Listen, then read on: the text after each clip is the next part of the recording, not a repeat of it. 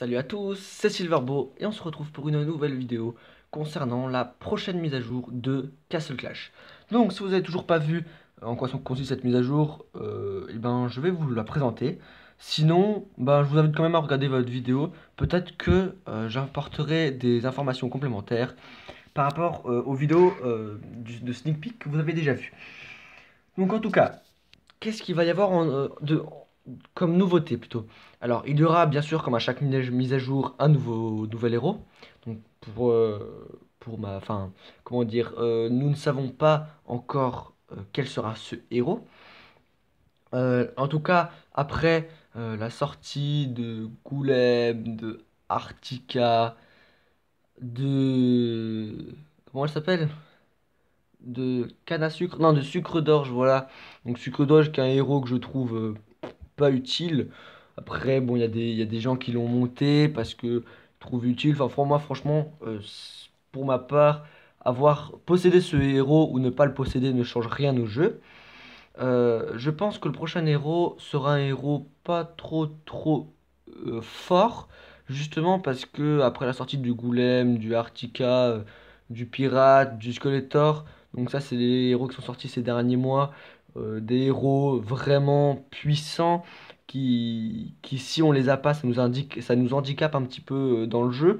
Moi je le vois bien, par exemple, dans arène ou non pas en arène, en comment ça s'appelle? En royaume perdu, voilà, ou en champ de bataille, quand je tombe contre des golems, les golems, donc les gens, ils les ont 8 sur 10, 9 sur 10. Les héros, ils se heal de ouf. Et même mon Skeletor, qui a drain de vie 8-8, et qui a son talent 8 sur 10, il fait pas le poids. Genre, son talent est activé, il enlève un quart de sa vie, un quart de la vie du héros à chaque coup. Sauf que le golem, il le rebooste, il le heal, mais de ouf. Donc, enfin, c'est le golem, voilà, je l'ai pas. Franchement, c'est un handicap. Donc, maintenant, on va quand même passer au sujet de cette vidéo parce que, bon, là, je m'attarde un petit peu sur des sujets abstraits qui n'ont pas trop de rapport avec le sneak peek.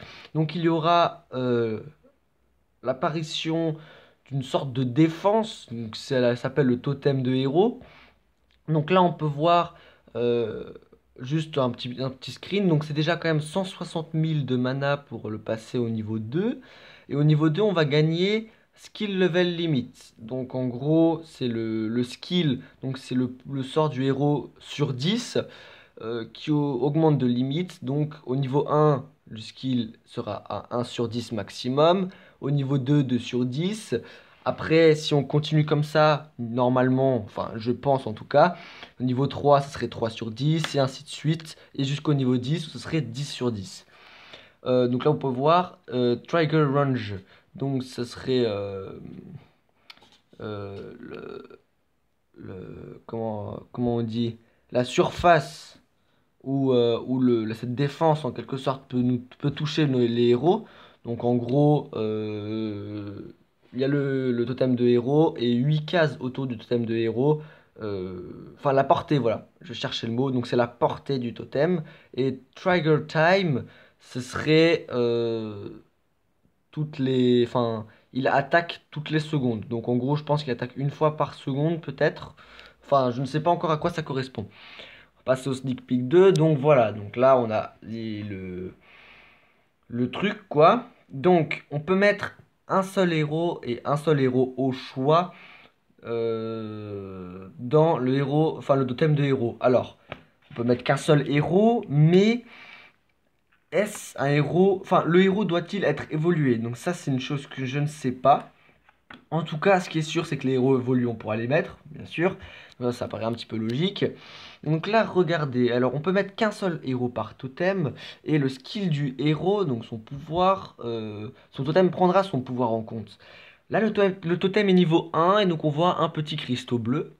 Donc ce qui indique que le totem, quand il attaquera, enfin, moi je ne sais pas comment ça va marcher, hein, ça je ne sais pas, mais je pense, je fais qu'émettre une hypothèse, c'est que le totem, quand il attaque comme le Grizzly Faucheur, enfin comme son skill, mais au skill 1 sur 10.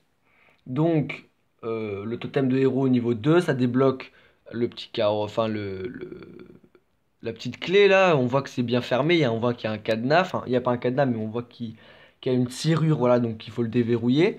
Donc à 2 sur 10, ça débloque le skill niveau 2 et on remarque bien qu'il y a 10 cases à améliorer. Donc 10 niveaux de totem.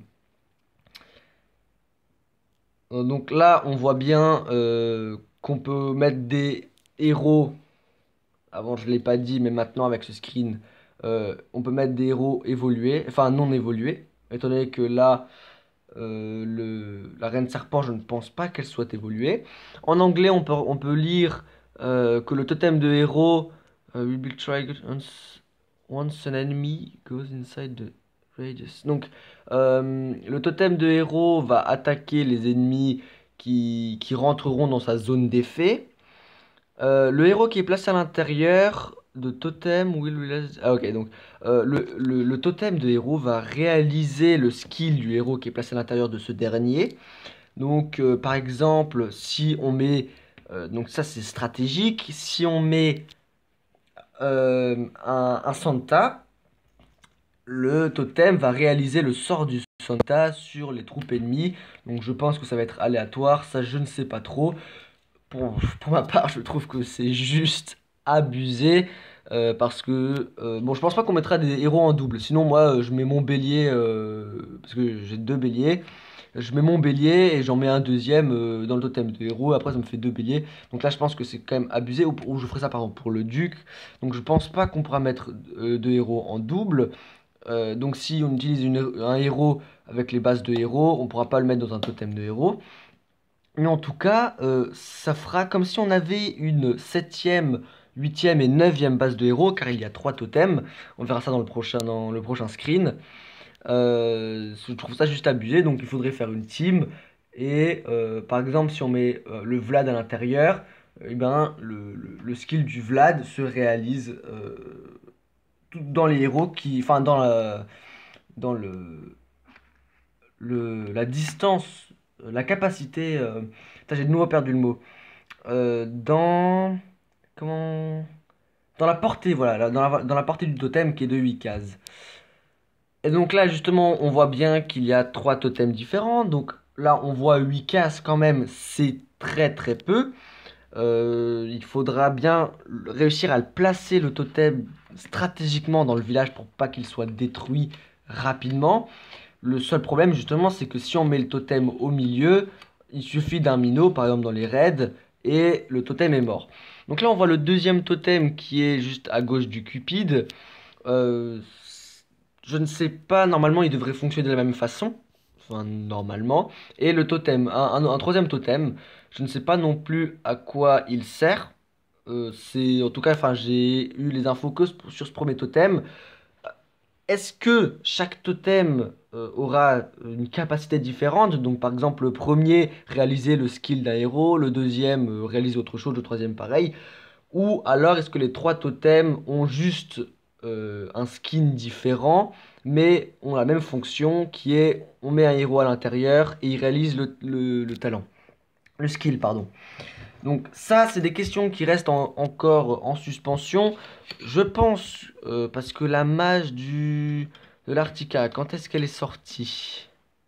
Elle est sortie il y a 2 semaines, je crois. 2 semaines ou 3 semaines. Donc normalement, dans une semaine et demie, voire 2 semaines grand max, la mise à jour devrait sortir.